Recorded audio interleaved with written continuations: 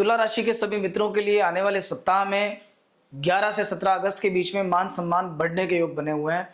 आपके work place पे, आपकी रहने की सोसाइटी में, आपके आसपास के समाज में आपका मान सम्मान किसी तरह से बढ़ सकता है। जो काम करेंगे पूरे कॉन्फिडेंस के साथ करेंगे, बहुत अच्छे तरीके से करेंगे। ये समय सूर्य की फुल एनर्जी का समय है, सूर्य देव की पूरी एनर्जी आपको मिल रही है। दशम भाव में कुलदीपक योग का निर्माण होता है जब सूर्य स्थित होते हैं, और इसी योग का निर्माण आपकी कुंडली में हो रहा है। केवल कुलदीपक योग नहीं, साथ में बुधादित्य योग भी बन रहा है। दशम भाव में जब बुधादित्य योग बनता है तो जिस भाव में बनता है उस भाव से रिलेटेड सब्जेक्ट्स हमारे लिए बहुत फायदेमंद होते हैं। 10th हाउस पिता को रिप्रेजेंट करता है, 10th हाउस जॉब प्लेस को रिप्रेजेंट करता है, 10th हाउस अथॉरिटी को रिप्रेजेंट करता है। ये तीनों ही चीजें आपके लिए बहुत अच्छी हैं। पिता के साथ रिश्ते बढ़िया होंगे, पिता से कोई सहयोग आपको अपने काम में मिल सकता है। आपके जो उच्चाधिकारी हैं, जो आपके बॉस हैं, आपके जो आपसे ऊपर की जो अथॉरिटीज हैं, वो आपके लिए फायदेमंद हो सकती हैं। अगर आप एक पॉलिटिशियन हैं, सरकार से आपको विशेष लाभ हो सकता है, सरकार में कोई अच्छा पद मिलने के कुछ चांसेज अभी बन सकते हैं। नौकरी में प्रमोशन, इंक्रीमेंट, ऐसी चीजें बढ़ने के योग बनते हैं। लेकिन अभी एक मोटा चेंज अभी हुआ है।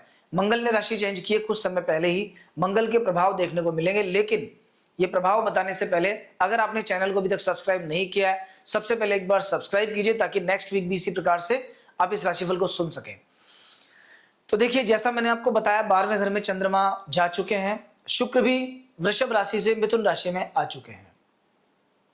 एक चेंज पॉजिटिव है, एक चेंज नेगेटिव है। बृहस्पति और शुक्र मिलकर भाग्य अच्छा कर रहे हैं आपका।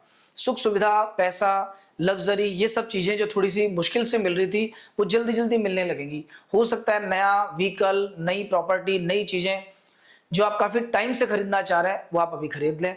लेकिन थोड़ा सा कन्या राशि के लोगों को अपने मन पर नियंत्रण रखना पड़ेगा, गुस्से पर नियंत्रण रखना पड़ेगा।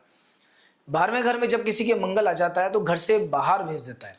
हो सकता है कोई ट्रैवल आप ऐसा हो जाए कि घर से बाहर आपको जाना पड़े, कुछ समय के लिए रहना भी पड़े, लेकिन ये फायदेमंद होगा।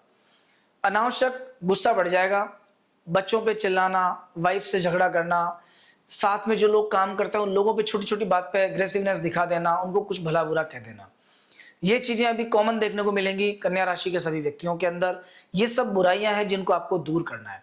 लोगों के साथ में रिश्ते बेटर बनाने का प्रयास करो, क्रोध पे नियंत्रण करो, नहीं तो ये गुस्सा आपको बहुत नुकसान देगा, ध्यान रखिएगा। इवन जब कभी ज्यादा गुस्सा आता है तो चीजें तोड़ने फोड़ने तक की नौबत अभी आ सकती है।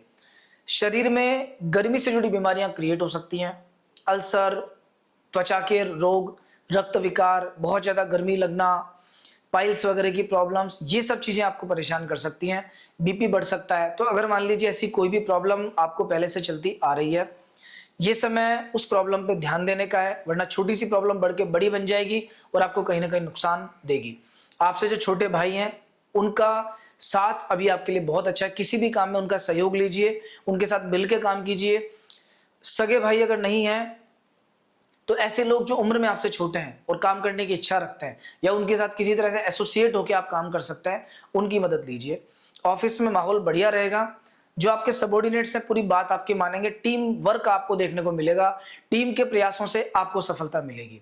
तो ओवरऑल आपका समय ठीक है। शनि का कंटक अभी आपको चल रहा है 7वें घर में, इस कंटक का ध्यान रखना पड़ेगा। ये जीवन साथी के लिए खराब है, स्वास्थ्य के लिए खराब है। जिन चीजों को टालने की प्रवृत्ति आप में है, बार बार आप टाल देते हैं, उन चीजों को टालना बंद कीजिए। अगर आप टालेंगे कंटक का इफेक्ट आपको नुकसान देगा। हो सके अगर नियमित हनुमान जी की पूजा कीजिए।